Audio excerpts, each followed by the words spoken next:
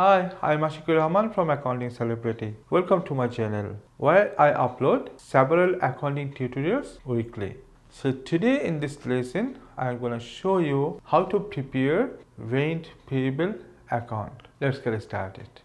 Okay, so this is the format for this rent payable account, and to prepare this account I'm going to show you an example question which is taken from Cambridge IGCSE accounting past paper. Okay, so here look at the format. We have here 6 columns: date, detail, dollar, and date, detail, dollar. So if you want to insert one more column here for folio, it is also okay, and one more column for here. Okay, you can prepare this one also, no problem. So here we have the debit side, that means all about our debit items will be recorded here, and if we see that rent payable is credited, so we will enter here in this credit side. Okay, so let us write here rent payable account. If there is an advance in the beginning of the year, then it is balance BD will be in the debit side. Okay, and if there is an accruals or outstanding in the beginning of the period, it is also balance BD but will be recorded on the credit side. So here if there is advance, okay, and if there is any unpaid expense, okay, unpaid means outstanding or due, okay, or area, whatever you call. Now let us have a look at the question on the screen. Aisha trades in children's shoes. Her financial year ends on 31st January. Okay, so here year ending is given 31st January. It is 2019. Okay, in the question.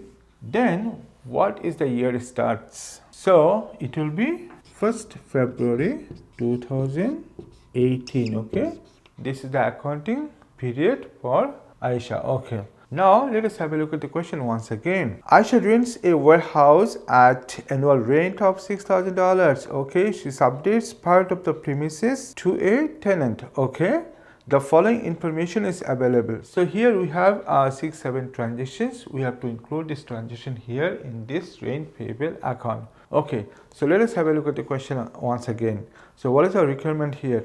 Prepare the rent payable account and the rent receivable account in the ledger of Aisha for the year ended 31st January 2019.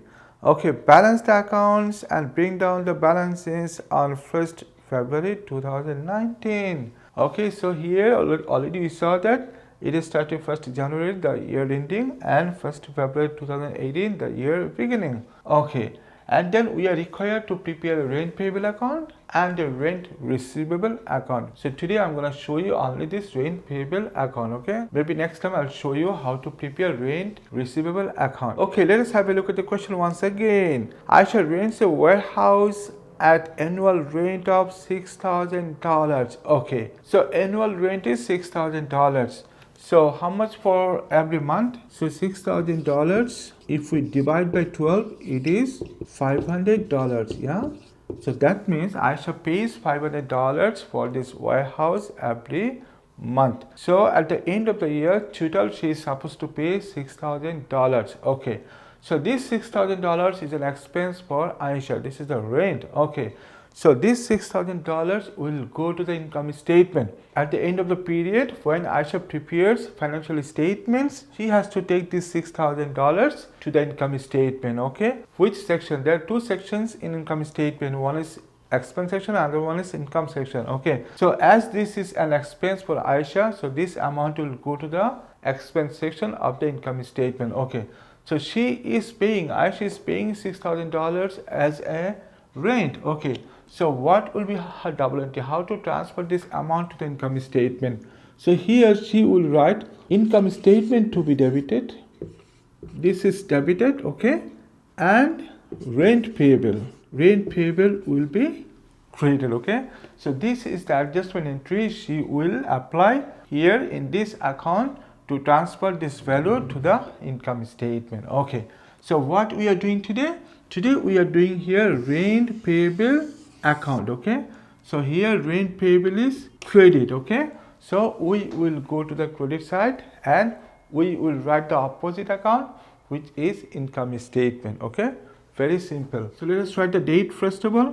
So it is the last year of the period, yeah. So it is 31st January 2019. So 2019 January 31st. Okay. So we will write here income statement, and it is $6,000. Okay. So first transaction is here done. 2018 February 1st, Aisha had paid 2 months rent in advance. Okay, so she paid 2 months rent in advance. So already you know 1 month rent is here $500. Yeah. So how much will be for 2 months? So it is simple, 500 times 2. Yeah.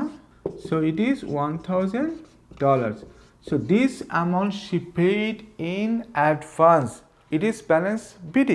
Okay. So we will record this amount in the debit side as a balance BD. Okay. So let us write here the date first, which is 2018 February 1st. Okay.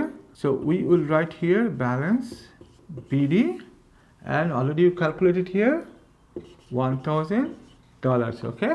This is very simple. Next transaction is here March 31st, cash received for rent $800. Okay, so we received, so this will not come here. Okay, so this will go to the rent receivable account. Okay, next time I will show you this account. Okay, next one is here April 30, Aisha paid 6 months rent by bank transfer. Okay, so 6 month rent she paid. Okay, so 6 month rent, so for every month Aisha pays $500. For 6 months will be here $3,000. Okay, so these $3,000 she paid by bank transfer. Okay, so what is the entry here? She will write here rent payable account to be debited, and she paid through bank transfer. Yeah, so bank will be here credited. Okay, what is she doing? She's doing now rent payable account. So this is debited. We will write here on the debit side. Okay. So let us write the date first. 2018 April 30. This date on the question. So we will write here bank, and it is how much? $3,000. Okay. May 1st, check receipt for rent. Okay, this gonna never come here. This gonna go to the rent receivable account. Okay, so I'll show that one later. Okay, so next one is here October 31st. Aisha paid 7 months rent by check. Okay, again Aisha paid 7 months rent by check. Okay, so same thing, $500 times 7 months equal to $3,500. Okay, she paid this $3,500 by check. Okay, so we will write here again bank, and same transaction will be here, rent payable to be debited and bank account to be credited. We are doing rent payable account, it is debited, we will record on the debit side. So the date first 2018 October 31st. So let us write here bank. Okay, it is $3,500. Okay, it is over. 2019 January 31st, transfer to the income statement from the rent receivable account. Okay, same thing, this will go to the rent receivable account. That means we have completed entering all the transactions here. Okay, now what to do? Now we have to balance it. Okay, so how to balance it? So let us compare this dollar column and this dollar column. So if we compare these two columns in terms of money, the value, which column is greater? We find here the debit column is greater. Yeah, so here's 3,000, 3,600, 500 plus $1,000. So here if we add, we get $7,500. Okay, now we will take this amount to the opposite side.